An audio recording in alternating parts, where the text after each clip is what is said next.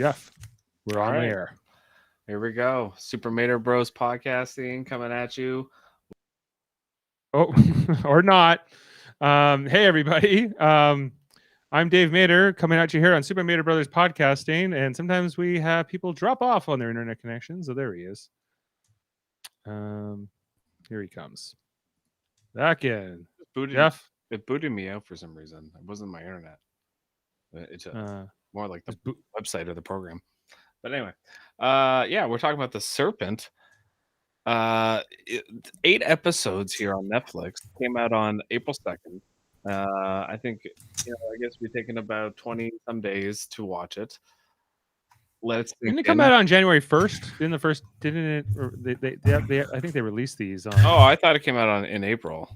How many days to say you took to watch that? Yeah. Well, hey, let's bring in our guest, Jeff. Oh, yes.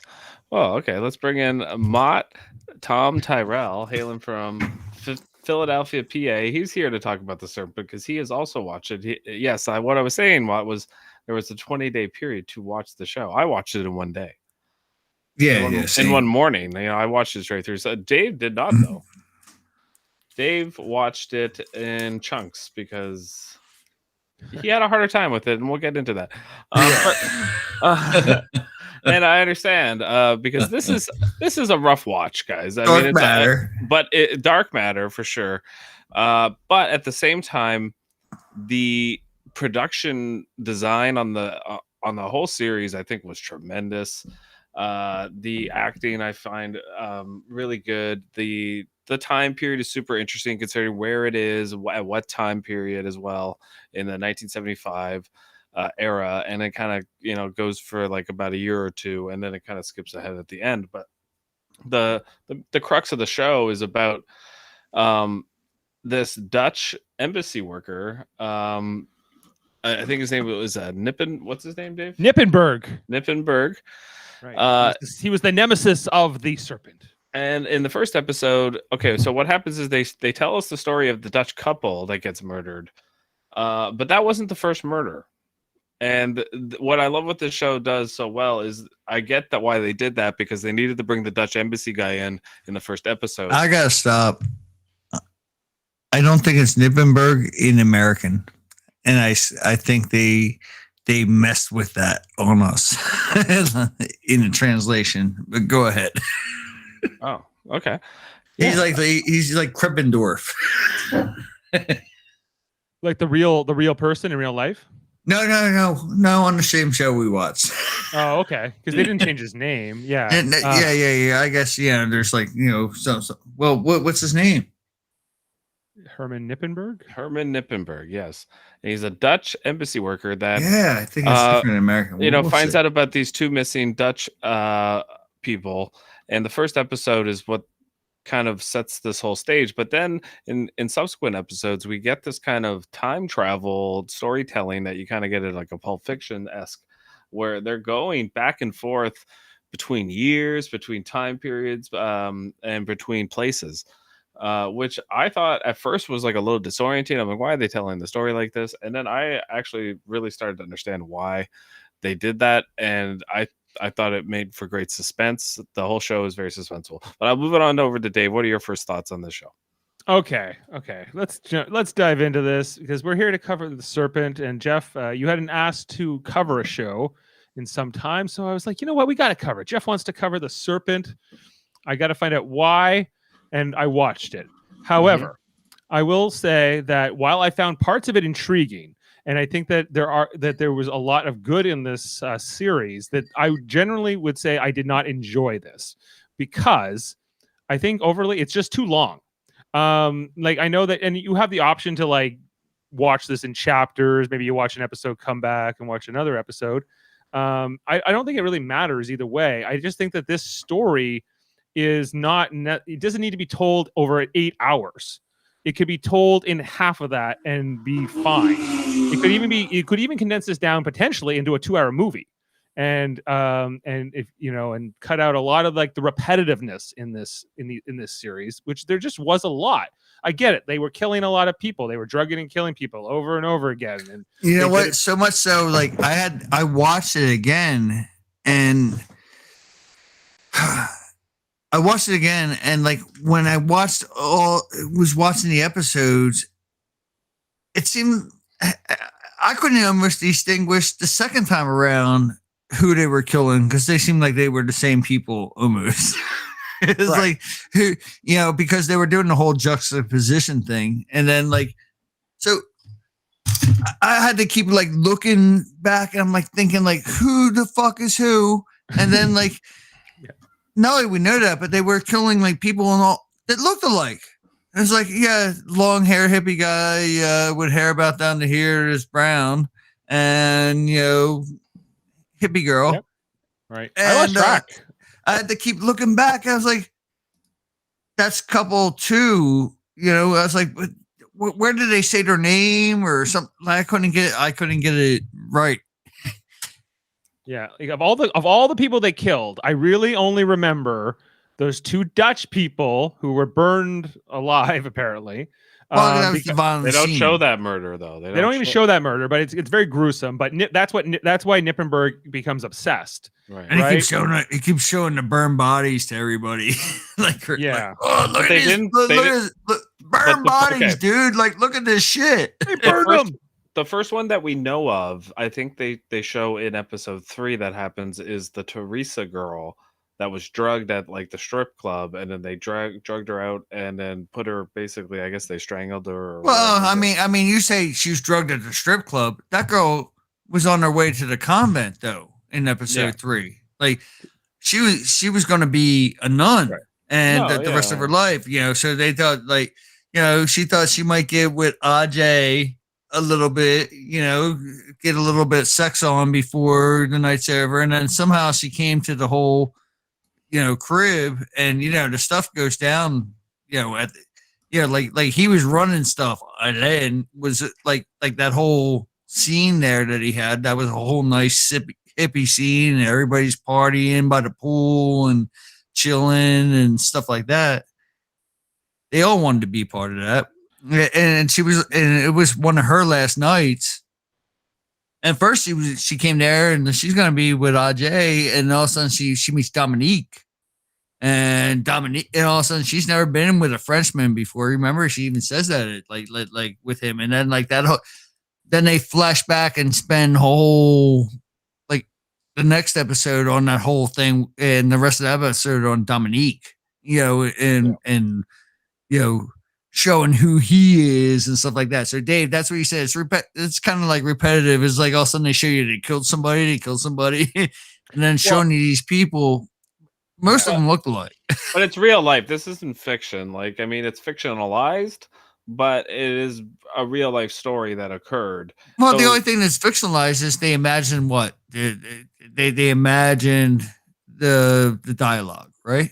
Yes. Well, there's at least one other thing that here that was clearly different or from real life, and I think it has to do with Nippenberg and his wife Angela. Is that how you say it? Yes. His German diplomat wife. That they kind of presented here in this final episode that they split up because of his obsession with the case. But then Right. in the captions, they're like, well, they actually split up in 1989, well after all this. So it's not really about this case. But I think that, so they're obviously they're taking some artistic license here to make this. They are.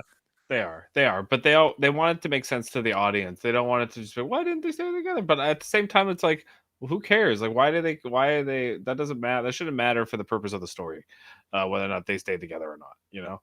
Right. You just took it in a different arc anyway, right? With their relationship. Right. So we get this time jump at the suddenly Right, we go from the 1970s, and then we're kind of in like the 1980s briefly, and then we go to the 1990s, and then we're in the early 2000s, and it's all in this last episode. But like 7.5 episodes are set in like basically this 1970s time period, and then we get a couple. But there's some things that happen in every episode, like that I see that they set up. Like in watching it, like I see like what went on in episode 3 and who they what kind of like deviance they showed. They also showed how they met. At one point, then they showed like maybe Ajay's allegiance, right? At one point, right, and then they show Monique's allegiance. She had in episode 4, she had to take the drink. and show that like she was going to wake up the next day. You know, Right. It was like a test yeah. of trust. Yeah. I think once they finally arrived in Paris, so like that was the whole thing. They were going to finally arrive, and then she, okay, you think you're going to wake up the next day? You trust me?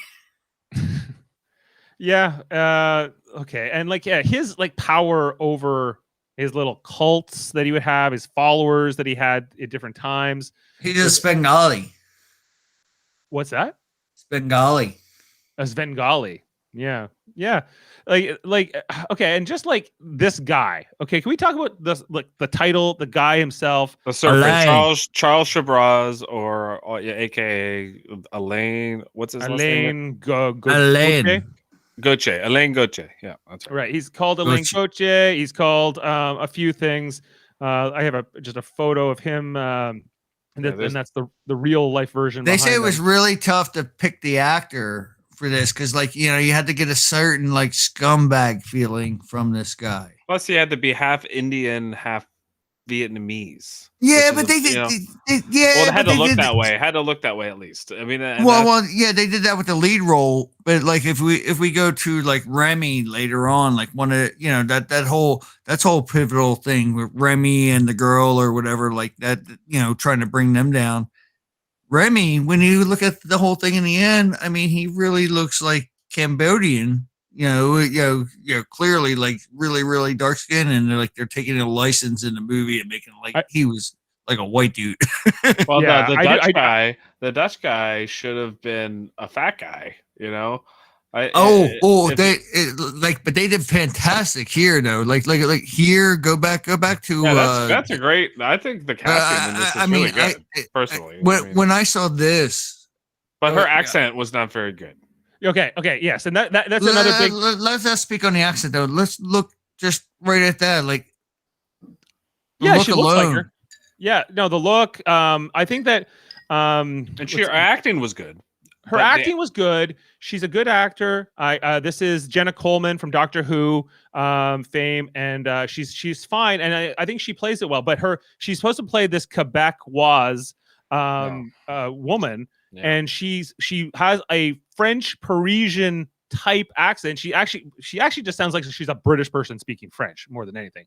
But which is what she is. Which is what she is. But like even when she at the end there when she calls like up her mother or whatever, her sister in Quebec, right? And I could hear like the person on the phone with a Quebecois accent. Exactly. Yeah. Right. But I can't hear her with it throughout. Now you could argue that maybe she spoke that way more because she was speaking to Elaine in a more proper French, and then her accent. There's a bunch of ways. Maybe, but she spoke that with that same accent every time she spoke French. You would think so, but even when she was talking to Nadine, even when she's just whatever. Because there's more than just even the man she came to that vacation with at the very beginning. Yeah, but like, let me bring this up. The mayor of Easttown is a new HBO series, and they're gonna have her speak a Philly accent, as we were saying, but they only want her to layer in the Philly accent and speak it at certain times because it sounds such like crap and stuff like that. The other times coming out their mouths, like, so they only have them like do it like certain times and really try to get some scenes right. So I mean, like, did she get like some scenes right where she had that Quebecois going on, or no? No, there was sometimes a couple words she would say a little bit, but nothing crazy. Well, I think that was all accidental, and it's only because I know the difference because I was gonna say she can fool these American ears. She can probably fool most Canadians. Like if you're not from Quebec, or I'm not really from there, but Jeff and I, Jeff's born there. We grew up there partly. And so I heard a lot of French. I heard a lot of Quebecois French when I was growing up and throughout my life. Yeah, but like that's getting a little like critical because like if we're doing a movie with natives and stuff like that, like or some or like certain Irishmen. Why is every time they do like a war movie, the Nazis always speak with German accents? Oh, You the know? Nazis always have British accents. Yeah. Sorry, British accents. Yeah. And Yeah. all the movies ever about Philadelphia have New York accents. Right, New York It's accent. it's a hard working man's. It's Yeah. a hardworking. We don't know the difference. They all sound like They Bruce all sound like Springsteen. they drove a bus or something. Yeah. Well, I think it just takes me out of it a little bit. You know, I think if you had Philadelphia characters in a story and they didn't have the right accent, you would notice, right? So, Well, like a good example is another Netflix we got thing. used to accepting it. A good Yeah, example is another Netflix No, we did notice. movie We got that used just to it, got though. nominated for an Oscar. The Trial of the Chicago Seven. Sacha Baron Cohen's Boston accent as Abby Hoffman. It's not quite. I don't know. I don't feel like it was quite right. sometimes actors nail it, sometimes they don't. And sometimes it's not the accent, but it's their voice. Like their voice doesn't quite do it. You know. So and looking at the Serpent, because I don't want to get hung up on this all night. Yeah. We just say she don't nail it when it comes to correct what. Just the accent. I think her performance otherwise is fine. Yeah. I think that she's one of the better parts of the show. She's definitely, I connect more with her character than I do with any of the others.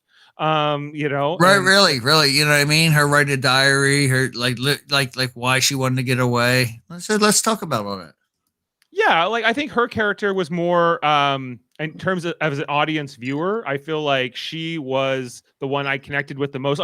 Nippenberg to a degree because he's the good guy of the story, but he's also by the way, I just figured it out though. It just has a K in front of his name. So Kippenberg to me or something. well the word knife also has a K in front of it, Mott. Yeah. Exactly, and yeah, so touche. Snippenberger. Yeah, so American of you. Yeah, you're like, oh well, how could it be Nippenberg with that K in there? It's got to be Knippenberger. It's got to be Knippenberg, right? I love the knife though. That was perfect. Knife, Okay. knight, like you know, like a Knight, knight from the Round Table. There's many words with KN at the beginning that have a silent K. But yes, I like her character. She's throughout the story. I just find that the Charles / Elaine guy, he's so evil. I'm never rooting for this guy. Like, not that I would, but there's sometimes when you're watching like a serial killer, you might sort of, or any. I want to talk about. Yeah, it's not that scary. You're not like rooting for. Well, no, I want to talk about this character because I do, in my opinion, I feel like he must have been some sort of an intelligence agent. You don't have the wherewithal to be able to replace, doctor passports and, to be able to use that in airports. He was dealing in gems. He was just an all around scumbag. And then you saw what he was doing to Marie. He actually had a side piece of ass. That's only one side piece of it. I saw a news article. I looked it up after I saw the show, and he told a story that he helped move weapons during the 80s for the Afghan War. Well, right. Like so, how often was he with Monique, and then how often was he with that other woman who her dad was the colonel or what have you, or the commandant of what have you. So he had that whole he was running that, and she was all surprised when she found out, and she still stayed with him, even though she found out he was being unfaithful, and he just told her well, that's the only way because it was all a means to an end to get back to his original wife. And that's the original story. That's the story they tell. Jeff, ain't that the messed up thing in the whole thing? He ended up with he was always getting back to the original wife. Right. But he does that interview that's set in like 1997 or whatever. Yeah. Is that her? No. That's not her interviewing him. Is that what you're asking? But remember it's after he gets out of the jail in India here in this last episode, and he's doing this like TV interview about what he's been accused about or whatever, and he's got the toupee on, and then he leaves with this woman Juliet. Like, is that a new wife or is that the original wife? I think that was a new wife. Yes, a new wife. A new wife named Juliet. Yeah. Okay. So he never got back to the original wife. No. Okay. Thanks for clearing that up for me. Yeah. Okay. I think the show But- made it pretty clear. And who was he with in 1997? He's with another woman named Juliet because even now he's in prison in Nepal. Really? And- No, Jeff, are you kidding and me? he has- Because and he has I like a- didn't know. That. I just thought, okay, she's Juliet. So yeah, that was Juliet, and she hung in there, and she swung it all those years, and just stayed in. She raised a kid with her mom and all that stuff. And no, you're saying that's a different Juliet? I don't think it was the same Juliet. Well, you're gonna have to invest. Now we gotta confirm this because we're all confused by it. So I think that's another downside of this story is that it was just so long. This long. But you didn't know what the hell was story. happening. No, you don't know what the hell's Over happening. It's 8 episodes. You it's didn't jumping around. I'm in 1969. I'm in 1975. I'm 4 months ago. I'm 3 months Nothing you were from now. sure of.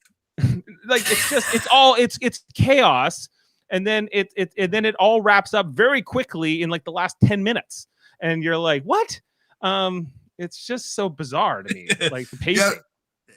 Yeah, I know. And if like you turned it off before the last 10, 15 minutes, you wouldn't, know what the fuck happened in, like all those years. No, I was literally watching it for 8 episodes going, when are we going to get to like when they catch him? All right. And then I realized they weren't going to do it till like the very, very, very end. The very, very, very, very end. Like they dragged it out.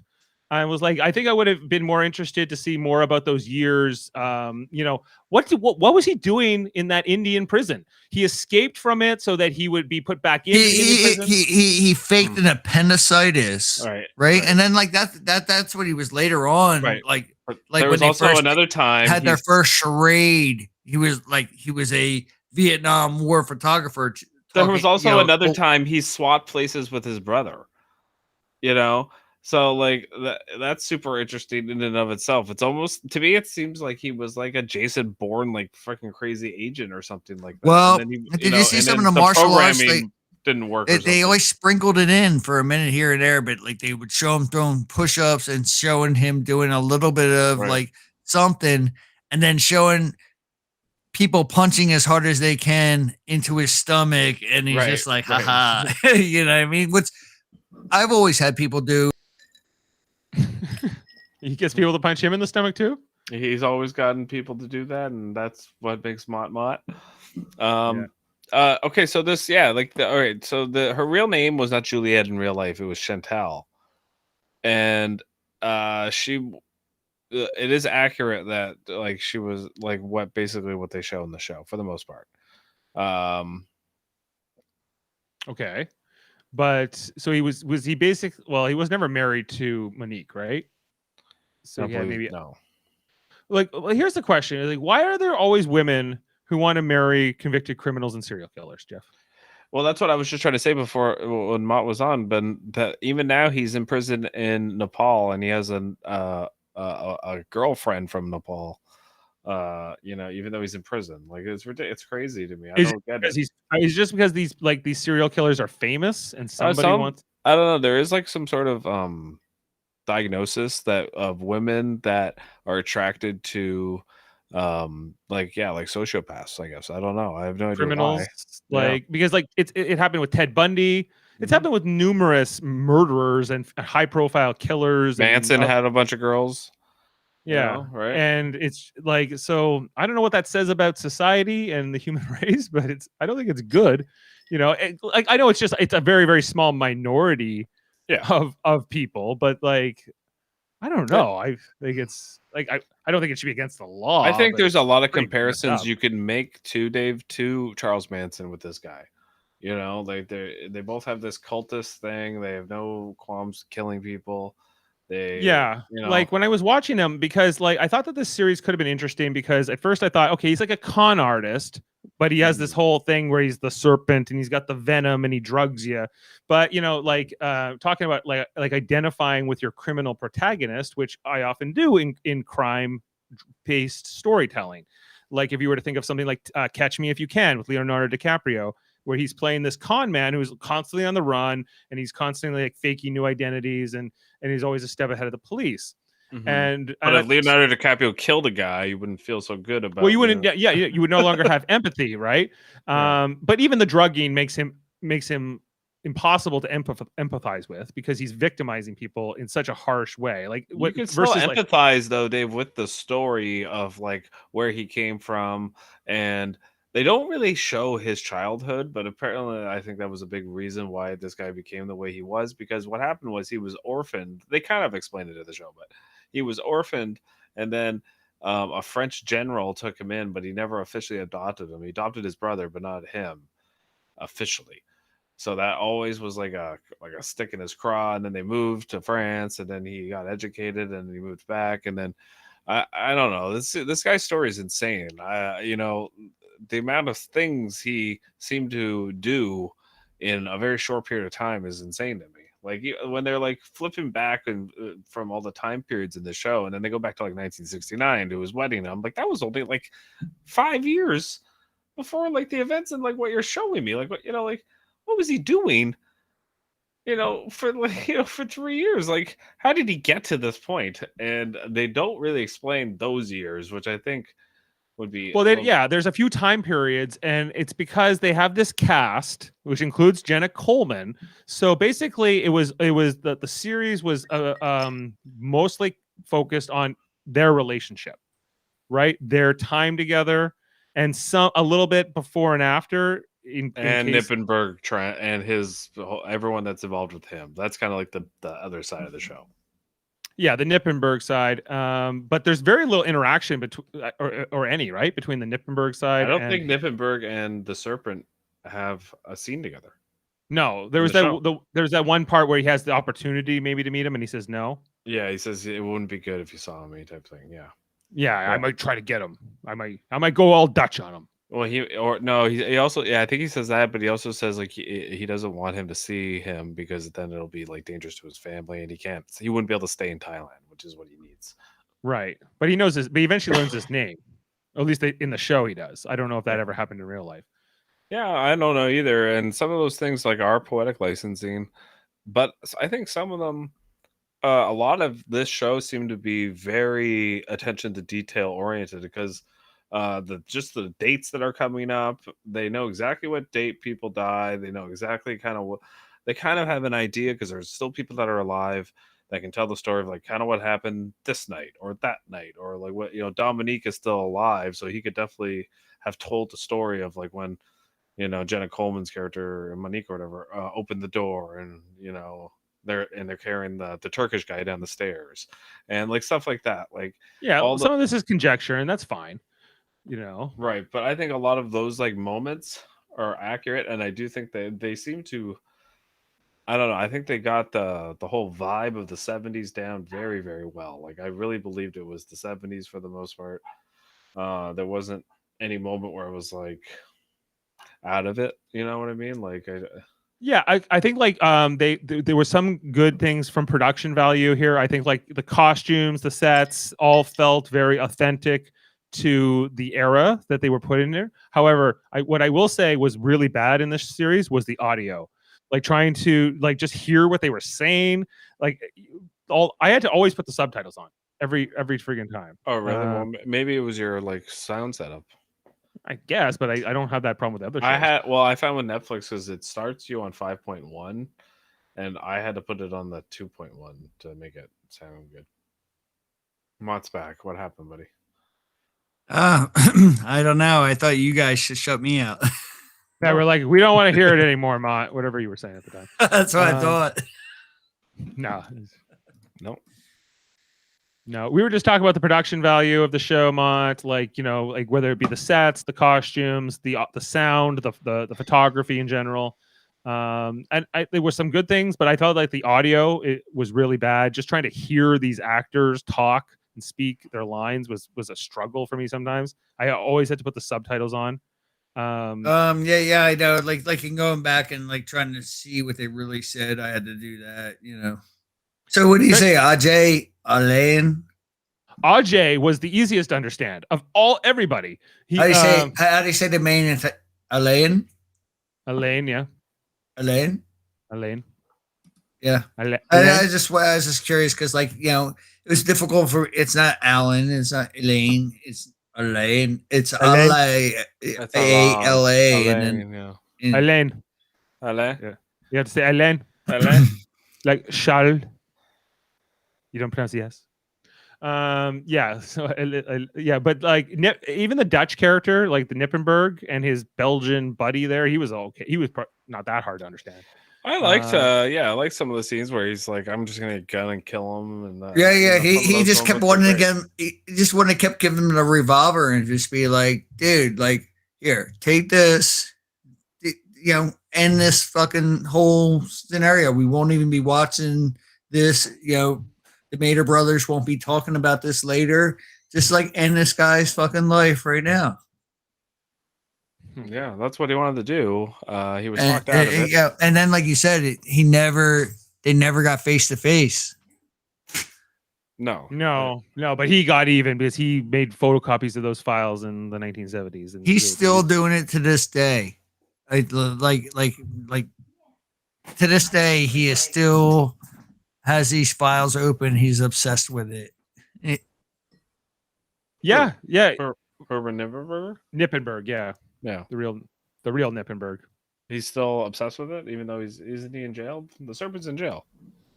He's in jail. He's in the Nepal prison. Nippenberg was the one. Then why was he even in Nepal? Like, he went to Nepal and he got the picture taken so they would know where he is, so that they would arrest him so he could walk out. I think they said like, "Oh, what does he love to do? He loves to escape." I think that's all. So that was vanity, right, Jeff? I don't think that was vanity. I think that was strategic. I think he was trying to, even though I don't know why, but I don't think he did that because he was dumb. I think they clearly show throughout the show that the man is an intelligent person. Yeah, but they clearly made a point in the last so many episodes that he said, and they was all happy about. He's all jitting off about that. He could not be arrested anymore in any country. I think he was actually throwing it in their face by showing up one more time. And it's like, I can be here. Like, there's actually some notoriety about this now. Right. People know about this, and I could show up in your land, and you cannot do anything about it. It's saying but here, they didn't know that there was that one thing in the back pocket, right? I guess. I mean, it just seems very, very misguided. And maybe that's what it was. Maybe it was just pure vanity and a misguided attitude. Well, he went to Nepal apparently to set up a mineral water business, it says, but Nepal was one of the very few countries he could still be prosecuted in. Right? Yeah, I just really think he thought the time ran out on all of it. Right. The statute of limitations. The statute of limitations, he thought the law was on his side, and it didn't matter. It didn't matter. Like, you can even have all the proof in the world. He did burn those people up, did everything that he did to them, and he thought the statute of limitations ran out. So I think it's like vanity, But I mean, like, who is this guy if he's not vain? Sure. Who is this guy if he's not vain? He's vain, but he also thought they wouldn't be able to prove it, right? They couldn't prove that he had committed these murders. Yeah, he thought you had no chance of proving this. Let me stick this middle finger in your face at the end. I think he was okay with them charging him, and then proving, like, getting acquitted, and then boom, he's free there too. And now really doesn't. Then he can be left alone. That's what I mean by it was strategic. I think he knew he would get arrested. Like you said, he took the picture on purpose. He knew he wasn't. And then if he got cleared on that one more time, you can never arrest him for it again. Period. Yeah, only if he's acquitted. But I don't know what how the Nepalese legal system works. But in Thailand, I couldn't believe this, that they have a statute of limitations on murder in Thailand. It's ridiculous. It's like 2 weeks. Yeah, 2 weeks. Yeah, it's like Philippines is probably worse. It's probably like a day.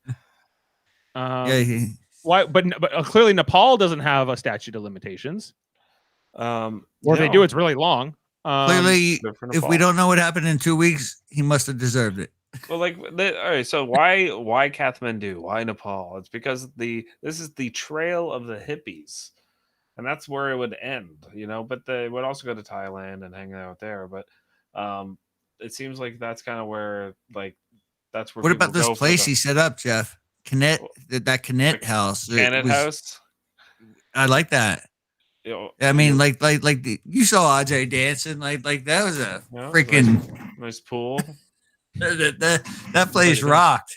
That guy was the creepiest of the creepiest. Oh, You know, I mean, really. hey Monique, why? You know, He looks actually a lot what's like the going on, guy. Monique? You know, like, You maybe know I'm wrong, but- Why? What? Well, Monique was becoming him at the end, right? In the last episode with those 3 new bozos they picked up. And I forget what episode it is. They had their own finally like coming together though. Like they both realized they were in it for the same thing. Cause like fuck, Ajay said like, you remember him telling Elaine, like the first 4 days I ever had with you, I made more money than my father made in my whole life. his whole life, yeah. His whole life. 4 days with Elaine. So now he's committed to this character. And remember when Elaine got him to do the first murder? Remember they were out there, with Teresa? Mhm. And Right. Teresa, She was the one she becoming was the girl nun. who was going to go to the monastery. Yeah, the Buddhist monastery. Yeah. Yeah. And the thing is, though, like at the same time that they were they were gonna like do Teresa in bed because she had a bunch of money in her pocket. Like they saw all those traveler's checks. Yeah. Like Dominique in that episode, he was just coming into the picture at the same time at the same house. And then they did him in so wrong. Mhm. What do you think happened to him? What do you think happened to Ajay? Because It said Ajay Chaudhuri. It said that he was never heard from again. Yeah, so he I just think like disappeared. One person said they thought they saw him in Germany in like 2002. 1970 something, right? Or No, it was like 2002 or something. It was like ridiculous. No, I think I don't know. Like the show shows us that he either dropped him off or he killed him. yeah, but you know what I mean. He was an ultimate scumbag anyway. Like when you hang out in scumbag world, like you can disappear. yeah, true. Like I think he's likely dead. Is probably what the truth is. But yeah, he was a creepy. He was a creepy character, but he was like this. He was an enabler, right? Because he made Elaine so much more dangerous because he was sort of an enforcer. Right. Dave, I think I don't know. I think Ajay's been killing every week for weeks since we haven't heard from him. You think he's still on the loose? He's still at large and he's killing Maybe. people? Every week or so, or a few weeks, there's someone going missing. It's Ajay's fault. Every unsolved murder can be pinned on Ajay Chaudhuri. Yeah, it's like he's like the boogeyman. It's Ajay. Or he took all that money he made and he retired to some place. And they're telling the story on some islands. It's like Ajay will get you. Yeah. Mm-hmm. You'll disappear, Ajay. Yeah. Sorry, but where were we? Did you know too that Sobraj, when he got out of prison and he retired into Paris, he was making millions of dollars off interviews? And why not? Because he was a murderer and he victimized people. He should be able to make money off that. That's not his fault. That's the people paying him. Yeah. Well, people should be allowed to spend that money. Why not? Like I'm just saying, don't blame him. And look at this bastard. Like he's got tails. I mean, he escaped. He wanted to like rob a place, then he got arrested. He escaped prison. Then he's killed all kinds of people and never been, never really been in prison for all those murders. Like, yeah, he's got a story to tell. Well, he shouldn't get the profit of it, but it should be like donated to the families of the victims or something. The question is, why is anyone paying for that? I just want to say he's free, technically, right? He's free, technically, right? Yeah. Well, the same reason we're here talking about it, right? Like people are obsessed with the crime story. But like it's not like ABC is paying O.J. Simpson $1 million for an interview tomorrow, but he's out. Right, but he's made money afterwards, right? Like, I'm sure but he was has. I'm sure he Right. has, So yeah. it's legal because he was acquitted, but he was also He went to jail for another crime. Now he's out. yeah. I'd But like like to I don't go know. step by step down these murders in this movie. Yeah. The idea of like of a serial killer becoming rich off of what they've of the people they've killed is like kind of disgusting. Well, I mean, you could say the fact that there's a Netflix show about a serial killer is disgusting, and there's the fact that there's a podcast named Superman Bros podcast, disgusting. we're Well, talking there are about it. degrees of disgust. And I think that the criminal, the murderer himself, profiting is a bad example. Well, Mr. Dave Mater, which murder disgusted you the most? Which murder? Which one really got in your crawl? I think the one where he burned those two alive, but I know we don't see it, but just like how there were. He did that to many people, though, not just him. They also no, but are it you was talking like about the one in Kathmandu or the Dutch couple? The Dutch couple. Oh, okay, because the one in Kathmandu was pretty graphic. No. What confused me about the them getting burned alive? If you go back and watch in episode 3, okay, they're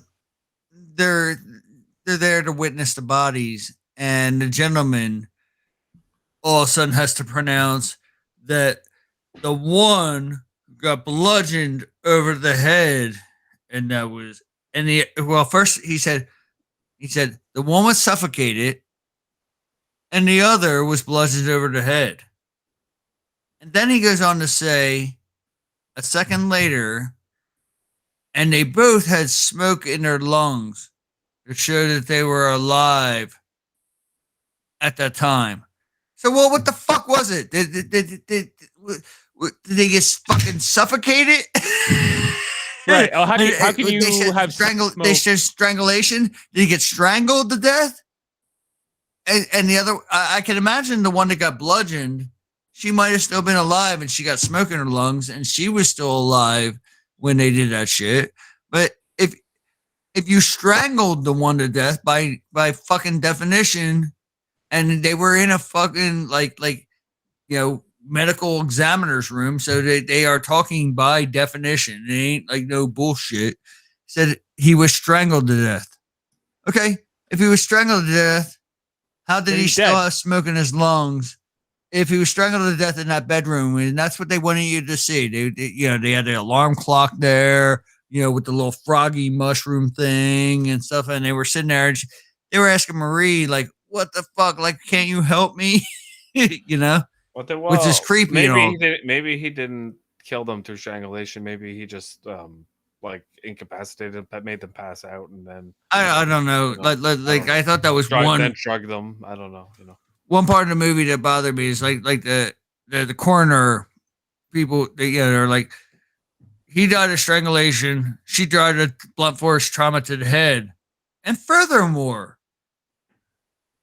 they burned them, and they both had smoke in their lungs, which means they were alive at the time. Maybe that doesn't mean they were alive at the time. Maybe that's just what they thought. Well, this is what they said. So, like, if anybody's listening to this podcast and you're with me here, or you listen to it in the future, comment down below.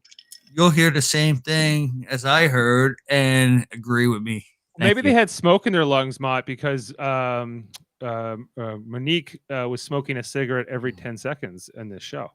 I thought RJ smoked a lot. I thought there was a lot of pot being smoked around Conjit House. Period. And if you just like breathed in the air, you got like high naturally. Even Nippenberger was smoking like a chimney.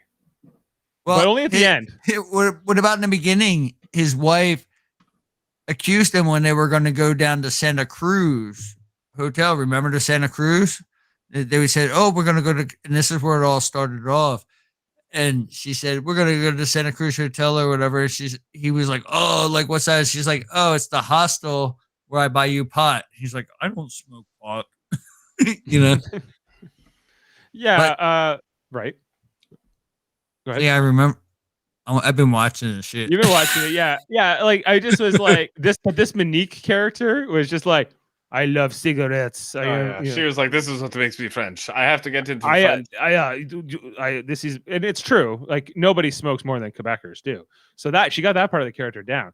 And I get it's the 70s and there's just more smoking. Although, considering that, there's actually not a lot of smoking shown in the show, just on certain characters always. No, smoke. there is, David. It's like everyone smokes in this show. Nadine, Are they? a friend. Yeah, everyone smokes in this friggin' show. It's ridiculous. It makes probably true. But like Sabraj is the only one who really doesn't seem to smoke. Well, the only one I remember smoking is Monique. Why is that? Because she smokes a lot. She is smoking in like every fucking scene. That's part of her character. Yeah, she's like a model. Even like the German wife smokes. You mean Angela? Angela. There she is. And her real life counterpart, who's not. She was good. I mean, a good portrayal or whatever. I thought she helped out in the case a lot. It was not there was lots of great scenes, little moments where it was like, we have to get this guy type moments, which I thought were good. But we can't go to the beach anymore just because, he's not caught yet.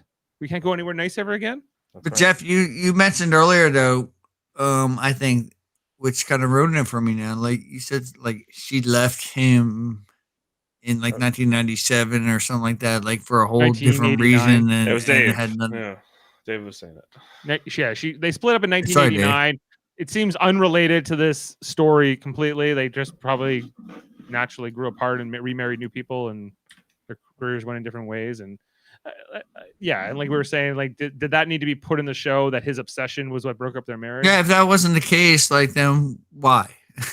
I think just because for the storytelling purposes, they want to be able to say that these characters aren't together anymore, and I think it's just it's trying to make the audience. So this character, Angela Kane, she was born in Germany in 1948, and she was formerly the UN High Representative for Disarmament Affairs and Under Secretary General for Management in the United Nations.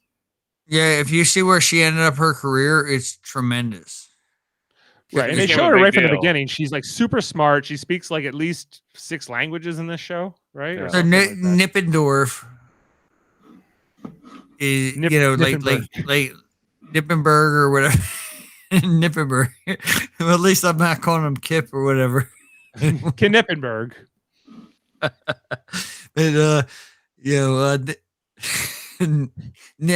Nip here. I don't know. I lost it. Oh, it's okay. Nippenberg and Angela and all that. Ellie Bamber. Who is she? Is she related to Jamie Bamber? Sorry, keep going. Anyway, no. I mean, like that whole thread too. Like we keep focusing on, the whole Sabraja side and Marie and Aja. That whole Kippenberg side, like he's committed. Like that's what's like supposed to be driving this whole tale, right? I think it's great. I loved it. I was really on, I feel like it's a great, like suspenseful, but kind of like that feeling. He's on the chase, right? Yeah, that feeling where you get where like they gotta get this guy, and you're just like on their side, and so then we get the scenes where then we break away from that. And we get the scenes with Jenna Coleman and Sabraj, or Monique and Sabraj, and it's a totally different world. It really is. It's hard to put yourself in the mindset to watch it, right? Because it's like a complete criminal way of thinking. Almost everyone in the that we're following in those scenes. And Mott, I mean, if you get to his later episode, Alain makes them commit to what they are doing. They do have to have allegiance to him, right? Yeah, well, they make that. It doesn't seem that clear, earlier I mean, just right from the get go. I mean, like, look, I mean, like Ajay, he never made more money with, at first, but then he's going to commit murder, and they're going to do it together on Teresa,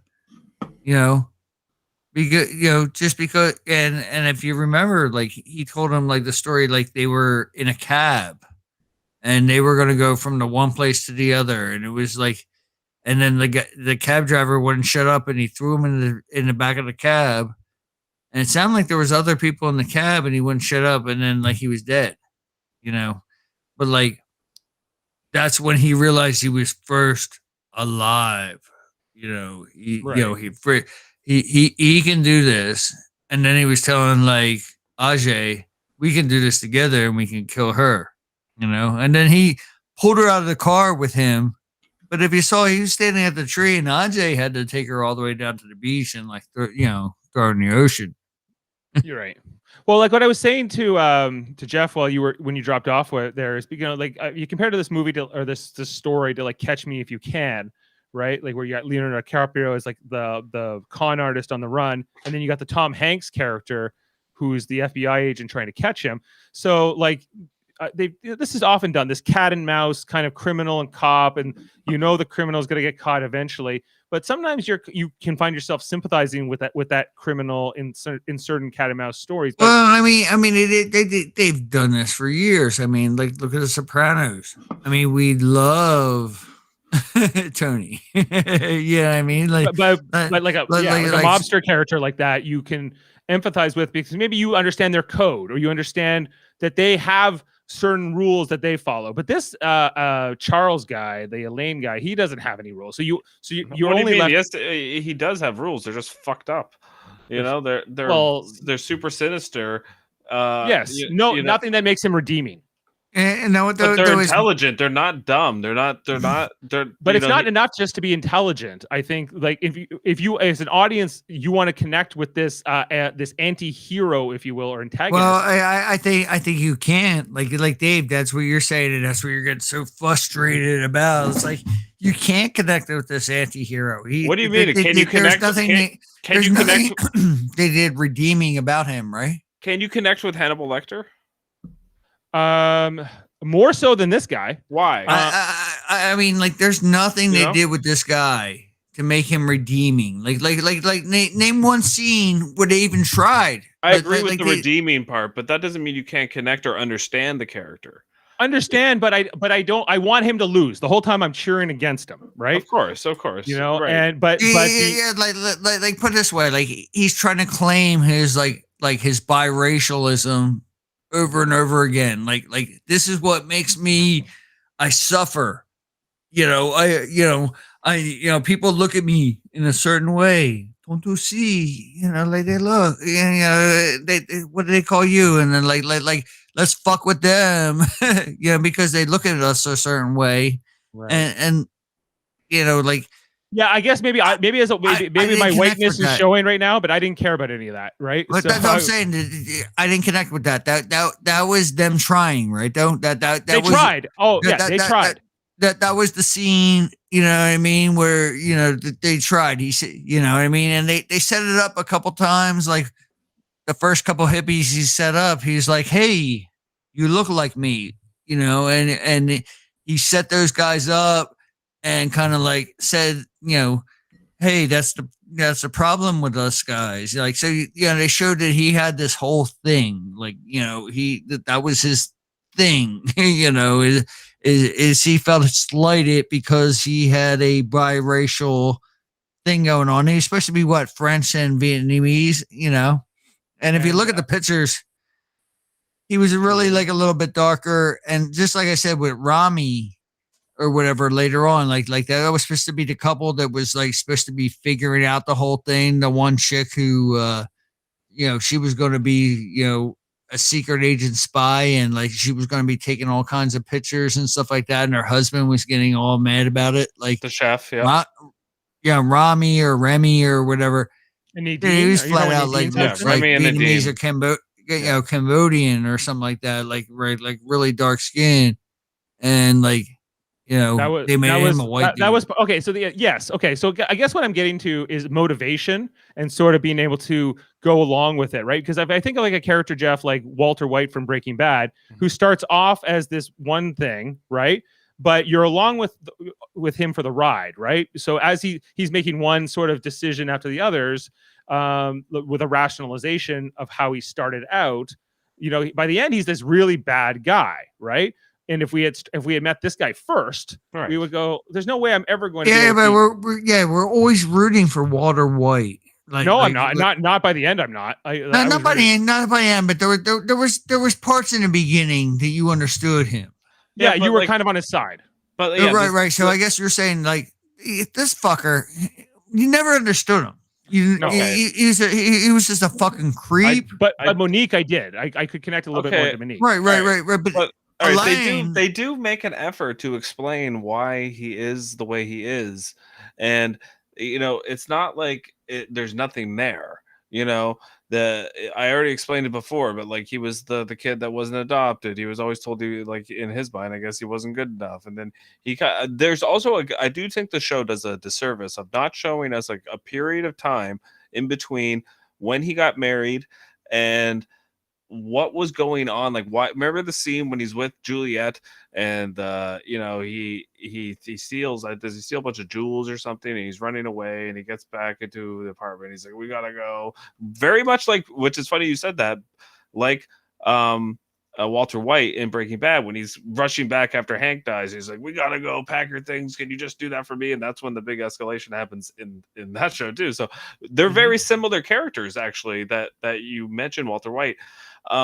But the fact is, we don't really know who Sabraj was before he became. Yeah, but we wouldn't, Jeff. We wouldn't know.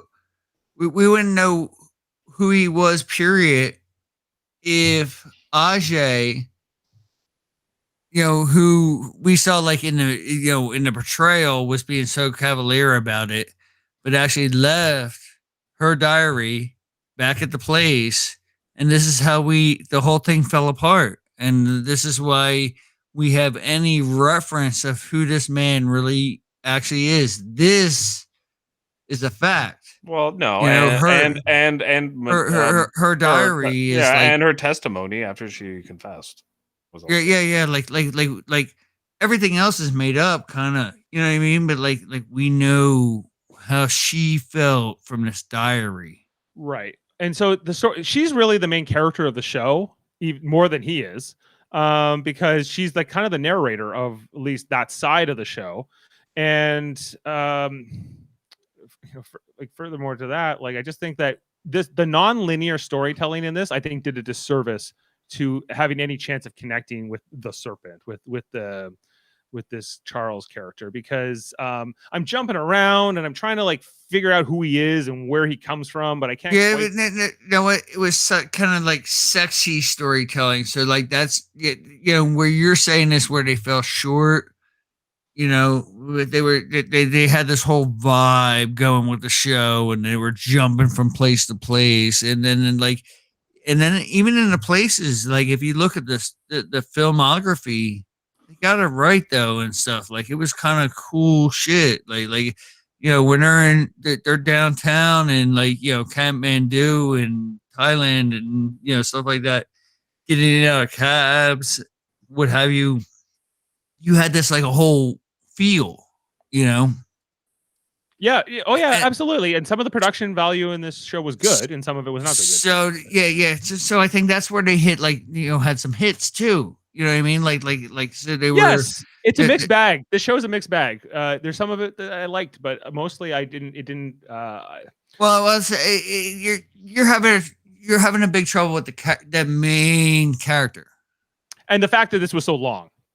It was just so long, and it was jumping around from time periods. And 3 weeks ago, 2 weeks ago, 2 days ago, 48 hours from now. I'm like, what year is it? What's going on? Yeah. At one point, I thought I was in space and came back and back down again, and out my mother's vagina. Like I just didn't know. Who knows? And like so, I just couldn't. It was distracting, and with the audio not being super good, it was like. I think that was your biggest problem, was the audio, Dave. I had no problem with the time jumping, other than the fact that they did not really take enough time for me to explain who Charles Sabraj was before he even got to Connaught House.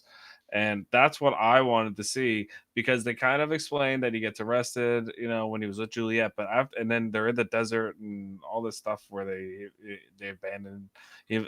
She leaves.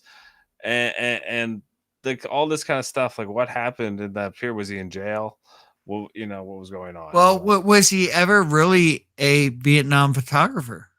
Yeah, there's a bunch of things with him that I Well, just I mean, mysterious. you might know from like research now. Was he like that was Oh. his whole story in the beginning, and then that was the whole thing he got Marie to play off with to begin with. But what was he a Vietnam photographer? Because he was, the appendix that thing that he. This dude's hardcore. I mean, he faked an appendicitis to get a surgery so he'd be able to sneak out the hospital instead of a jail in the first place. Well, I think the thing. So they're trying to set it up like this dude's hardcore, right? Yeah, but then like when we first take off and like find out about one of their first scams, and he's like testing her. She came over for like she left her husband, remember, or boyfriend or whatever. If you remember, like she started off like the first time he met her, they were like just on a vacation, and she went all the way back to Canada and came back to Lion because he was looking at her and stuff like that, and then they had like some kind of like thing going on.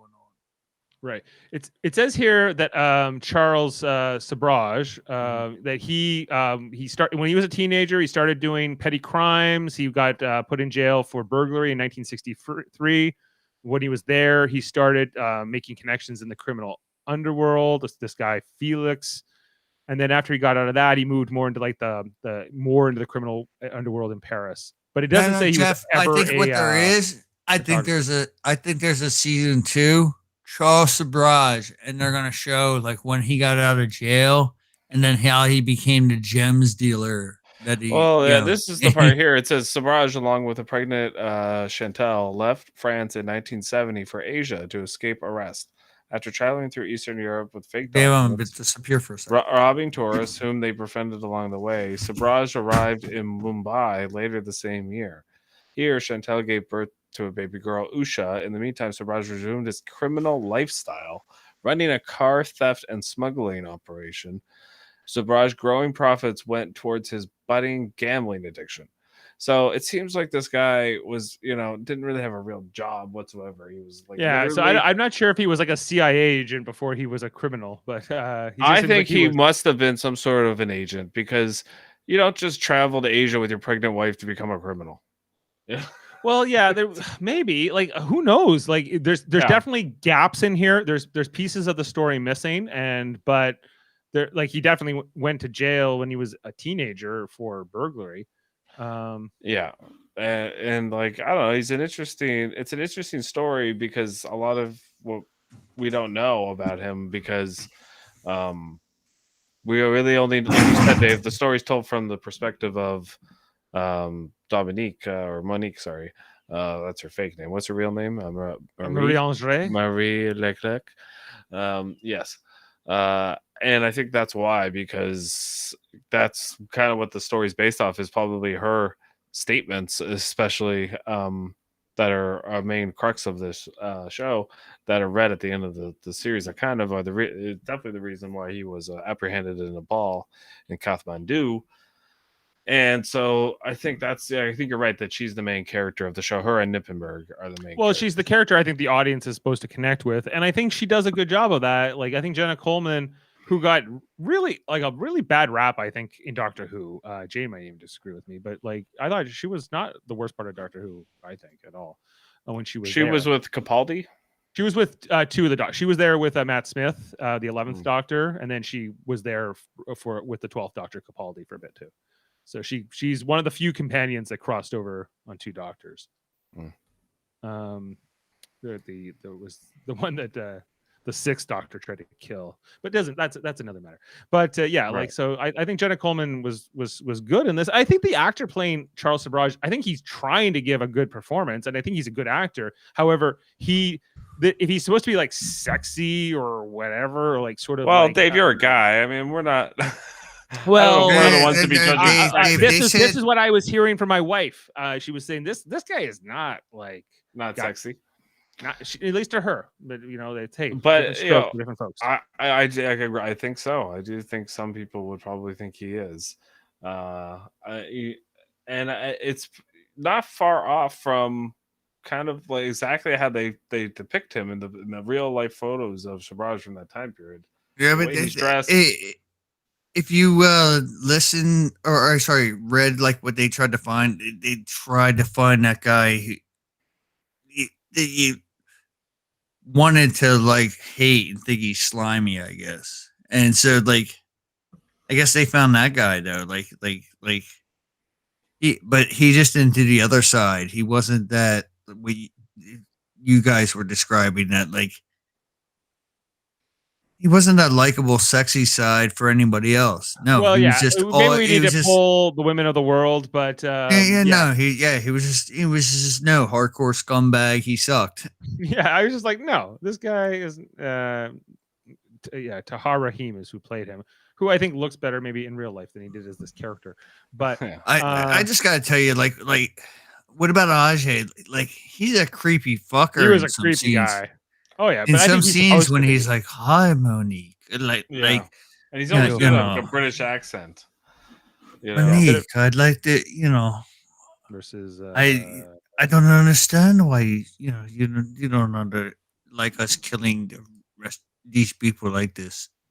I think Tahar Rahim does he looks like the real guy here, so good job, it's more pretty or less. close. It's pretty close. Oh well, and I think in a way, Dave, like you wish you connected with him more, but I just want him to crash and burn. I just want him to lose the entire. He's a psychopath all the way. Okay, but that's okay. There's lots of stories about psychopaths. That American there's Psycho. So much time spent from his perspective, right? So it's just like I'd rather be on the hunt for him. I'd rather be the cat, not the mouse. Right. But it tries to give equal weighting to the two sides of it, and it's too long. It should, like I said, it should be shorter. Well. Here's the thing too. Like, Nippendorf, Nippenberg, whatever his name is. I'm gonna agree to call him whatever you call him when we started this episode. Knippenborg, I believe you were calling him. The most awesome one. Yeah. Played by Nippenberg. Howell, a British actor was playing him, not a Dutch guy. Yeah, Nippenberg, he did a pretty good job. Like maybe I don't know if this was going to be better. They drove that side home a little bit harder, I think in this, like they made the bad people, bad and sexy bad, but they didn't make the good. They were trying to. It didn't always work.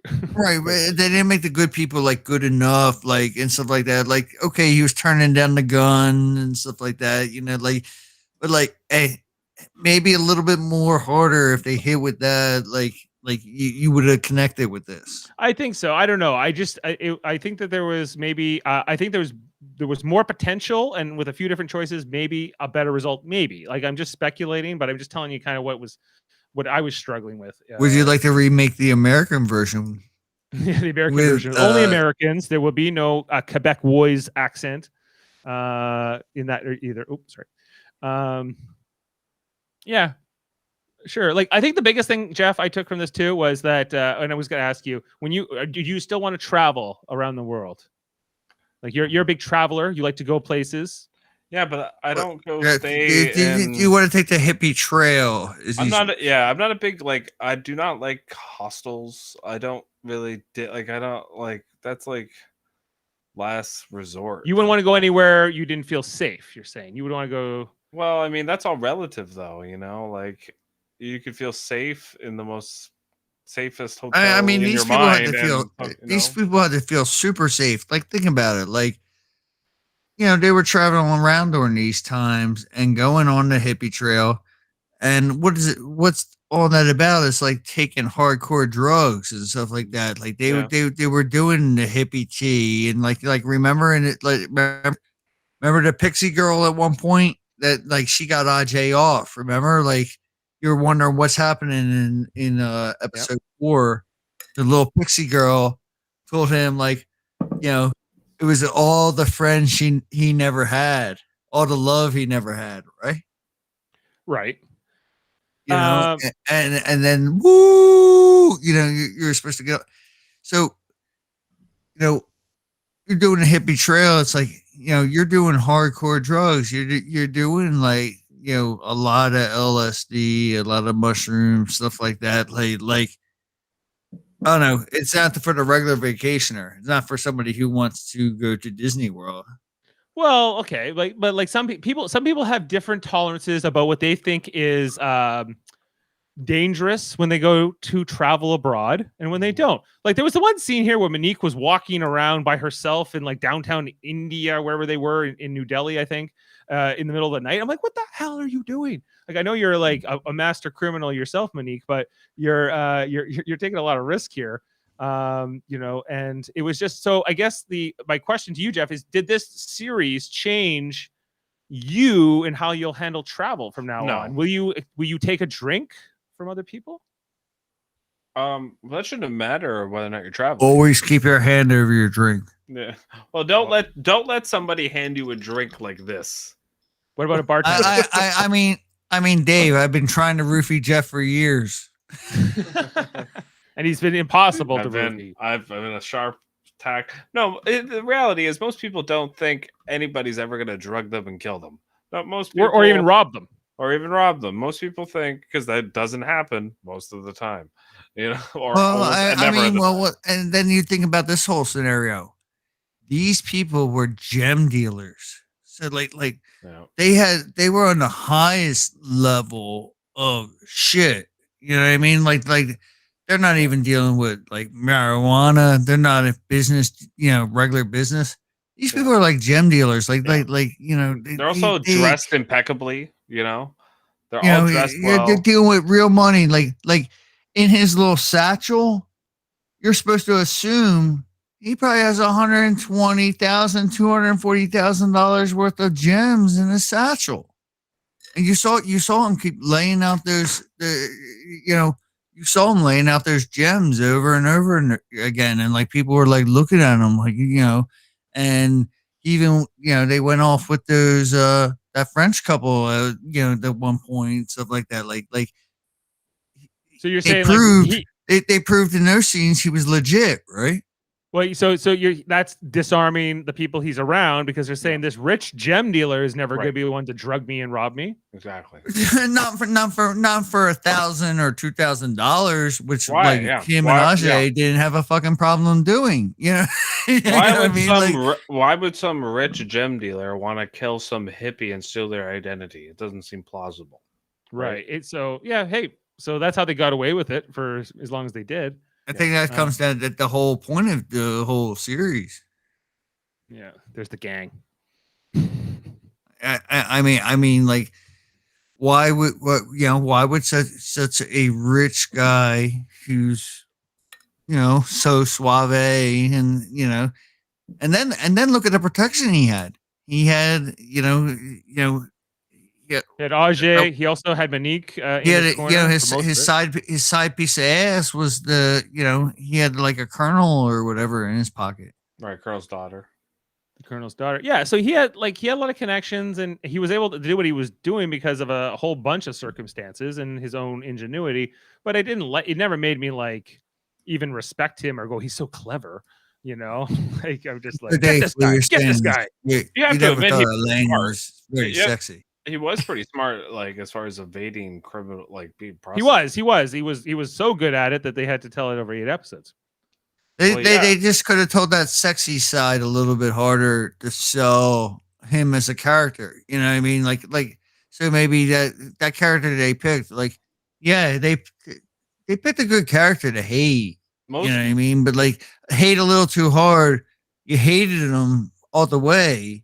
Most murderers are not smart enough to know to burn bodies, because it makes them unrecognizable, right? And it makes it way more difficult to get evidence and follow the trail and all those different things. It was an extremely efficient killer. I mean, it's crazy how. But in storytelling, right? Like as far as Dave is saying, and keeps coming down to is like storytelling. You really got to connect with the good side in some way, the redeeming quality or something, or think that, like, this cat, he's got like some shit going on in some way on the one side that you're relating to him, Well, he- and nobody's relating to this cat. This dude. You They don't just always have to everybody relate. hated. You know, I You disagree hate with them your. all. You hate them all the way. Period. I disagree. You don't always need to like the character. You know, like some characters are characters you hate all the way. Well, You know? here's one writer who agrees with me. This is Ewan Ferguson from The Observer. He wrote that Raheem's absence of charisma makes it hard to understand how Sabraj gained a hold over people for Flora Carr writing. I agree. I don't think he did a good enough job making himself like a fun guy. They do it a bit in the first episode, but they don't This do it guy's a enough later on. Spengali, right? Well, yeah, like, could you at least he's a make him, like, Spengali. Like more he was supposed to charming. be charismatic. He More was supposed to be running that whole joint. You know what I Uh-huh. mean? And a lot of times they just showed him brooding in the background and giving eyes to people, and like, That's Yeah. true. you know what I mean? agree.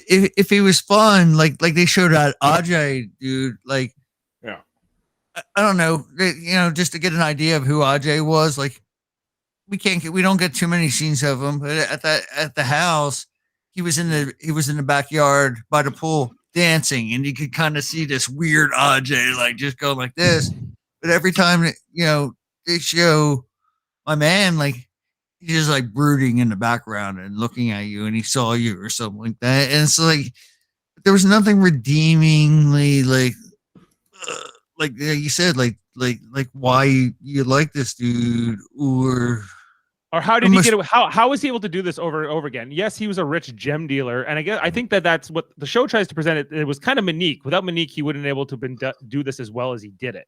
So she played a part in this too. Well, But people in life want your Bonnie and Clyde and your Al Capones to succeed.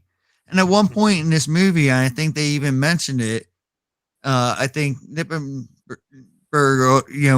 mentions they look like Bonnie and Clyde, Yeah, and they were. okay. You remember that picture Who the that they took no, at the yeah. bar with He the says, shades yeah. on? Yeah, he says, "Who the fuck do they think they are?" Bonnie and Clyde is what he says. Right. Right? And maybe they were like a Bonnie and Clyde type thing, but like You weren't feeling it. I just don't know what the reality of it was enough. Like how much of it was him, how much of it was her. Well, the real Nippenberg, I saw a thing where he said that she was very involved in the poisoning. So, but the show presents it like she knew about it, but she wasn't. nah, the she one doing knew. it. They show it in the first No, episode. yeah, knew. she's getting a Kaopectate every He's- day, and like He giving comes it. in and he puts the friggin' pills on the counter and he smashes them with his glass, and then she's mixing up the friggin' milk to give to the Turkish guy. You know, she knew exactly what she was doing. Yeah, and then like she gave him the eyes and stuff like that every time, and like she pulled out the Kaopectate, like, yeah, he needs the shit, and then she pulled out the Kaopectate. Yeah, and they give him more and make him feel better for like an hour, and then you have to shit more. What about when like, they discovered? What about they discovered their chest? You saw like he's like, this is like hardcore, this and that and the other Yeah. thing. Yeah. Like. That's pretty crazy. I don't know, like, how did he get all this stuff? He seems like a very prepared killer, and it's not usual. He's It's not- Dexter, yeah, He's it's obviously Dexter. intelligent. He's obviously Yeah. super intelligent. And good Well, at I mean, he couldn't not be. I mean, he wasn't only super intelligent. He had skills, like you Yeah, kept he was saying about prepared. He had skills. That's right. He was trained. It seems like, and he was prepared. Like he anticipated, and that's what, to be smart, you got to anticipate what's going to go on and stuff like that. But like, yeah, he knew how to get past different people with passports. He had that whole chest with like passports, and then like just think about it in the first place. If you or I or Jeff, Dave, like if we were dealing with gems, and right now I had $200,000 worth of gems on me, I don't know, dude. I'd have to be a pretty freaking like smart, severe dude, like to know like how we trading gem by gem, like, I'll give you this one for $1,500 less and stuff like that. And like he's talking like to these hippies and stuff like that, and that's what he's doing and stuff like. He was definitely suave and smart that way. In some, Sure, and his accomplishments are his accomplishments, for better or worse. Well, definitely for worse, but they are. He definitely wasn't endearing, though. No, definitely not. But I do think they made a mistake with that. But I do think they wanted you to hate him. They wanted that reaction out of you because they want you on the side of Nippenberg and Monique. And a bit Monique, but they also don't want you to like her as well. I just like at that turning point though, you knew when Ajay didn't pick up something out of that room, and then like he was and there was gonna be something, and that was the big thing for the whole second half, that it was the diary, right? Right. Yeah, the diary is what. Well, without the diary, does any of this ever go down? Without Monique, none of this would have gone down. Like without her testimony later on. Without Ajay being a dumbass and he could have fucking grabbed that diary and threw it in the fucking trash at the next 7-Eleven, in Thailand, or whatever the equivalent is. You know what I mean? Like that. This story's over. Period. Ajay gets the fucking diary and throws it in the trash. And then it's found. Yeah. We ain't talking about this. Exactly. Yeah. Or if he never met Monique in the first place, Marie, if he never met her in the first place, then he would have found another girl. That's what I think. Oh yeah, he would have found somebody else, and maybe he would have got away with more or less. Yeah. He's the serpent. Now he's the serpent. Yeah, somebody was going to be in his life do his bidding. But who is worse, Ajay or Monique? Ajay was violent. Let's talk about that in this part. Ajay was worse. But Ajay was worse, but only because Ajay had been with Elaine longer, or Charles longer. The truth was that Monique was becoming Ajay. Like she was just she was going, like you saw her when she was like intimidating those three people, and like, what, you're just some bum, that bum guy that eventually turned on them, right? Or whatever that guy was that led the Indian cops to capture them. That she was becoming his enforcer but she was also, the show shows us that she was turning I don't know. on I think you're just sympathetic to her. Ajay also says to her, it's like, why do you think he's keeping you around? He needs you. And that's right. And it's way better to travel as a couple than him with Ajay, like that wasn't going to fly long term. And that was really the crux of, I think, why he didn't need Ajay anymore. It was about travel and the passports and the plausible story of being she called him she told him in France he'd be a brown little monkey. That too. And like in France, you know what I mean? And at that point, she stood her ground, and he made his decision thereafter. Right. Point blank. She told him, who would you rather be seen with? Period. This brown little monkey or me in France? And he took her to Paris. Right. Even though he didn't want to be with her, he wanted to be with his original wife. But right, and then Ajay was never seen again. He might have been seen at an airport in 2003 or something. In Germany. Put this way though, did they put him down then? Maybe he was never seen again. He might have never left that period of his life because they might have let him drink the drink. I mean, how could you? Let me ask you this: how could you have drank anything around them? How could you have drank any? Could you drink any cup about? Like, would you ever feel safe drinking anything unless you prepared it yourself? No, I don't think I feel safe drinking anything for the rest of my life after being in this crew. They make me nervous, right? Yeah. I'm thinking. I never realized. And my wife hands me. I'm like, after seeing this movie, I'm like, she's trying to knock me out. I never realized like if you get drugged, like I guess maybe it's dosage, but like you can't even get up, like you're done, like you're out. Well, what about the first? What about that for the Dutch couple that's one of the Dutch couples that started off? Like, did you see they were like vomiting blood? They shit out their legs and stuff like that. Like, I mean, it's fucking vile and nasty. It's But that fucking seems- poison. I mean, this shit is medieval, and like this cat was like doing it. Can you imagine this going on like instead of it being like in those Indonesian, Cambodia, Thailand, this and that, and Kathmandu? Can you imagine it being in like Mexico, United States, and Canada? Sure. And like you drank something in the bar and this fucker did shit to you, and killed you and burned you. Yeah, no, it's very bad. I didn't like, and whatever he was mad about that his adopted father didn't love him enough, I don't care. Like, or Yeah, I don't think it was just that. It was also like the thing with his wife and the fact that he was doing everything to get back to her. That's what the show presents. I think this guy was more likely some sort of a trained agent and maybe went nuts, or I don't know. Like, I don't know.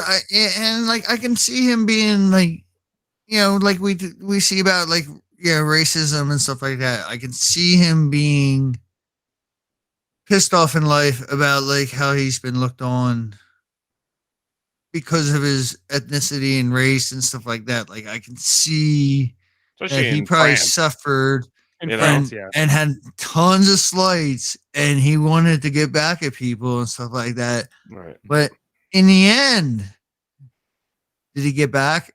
Did he win? You know what I mean? Like, Well, I don't know. I'm not here to be the judge of, Well, that's what Monique kind of says to him at the end, right? That's what the story is. Like, there's no like whole redeeming qualities about like what went on. Like, it's just like he was slighted, and then he went and did all this shit, and was an asshole about it because he was slighted, in life, and he felt like he was a half breed, Yeah. and he had charms, and he slicked his way through, right?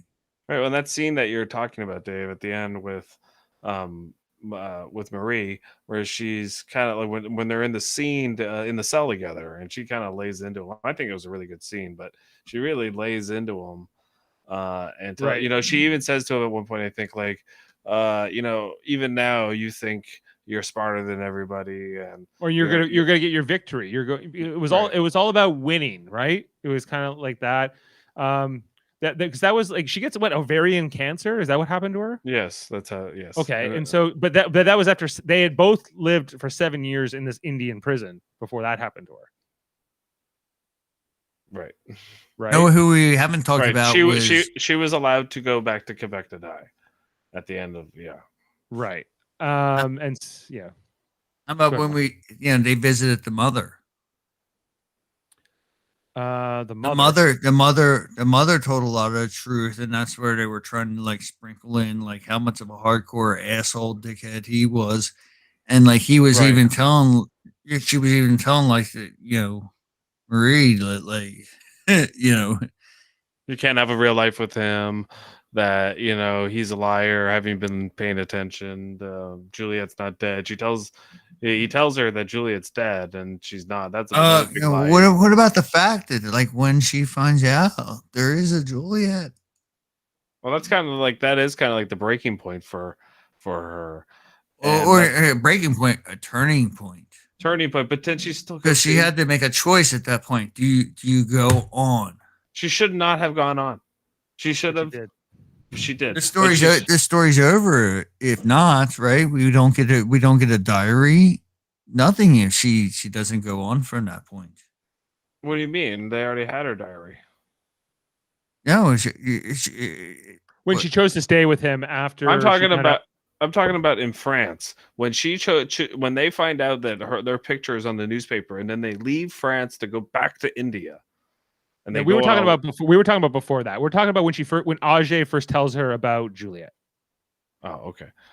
When Ajay, when they first know about Juliet, Like if she turns away at that point, there's no story. Right. If she had turned on him, or if she had broken up and walked out and gone back to Quebec at that point, then She wasn't going to go back to Quebec. There was because she wasn't going to go back to Quebec. What? She had a scar. She was going to be. She had a scar on her left leg, and this guy told her she was beautiful. You know what I mean? She left the first cat for this dude, and she wasn't going to be told by mom she was wrong for doing this crazy shit and going around. She had that scar on her leg. She's a monster.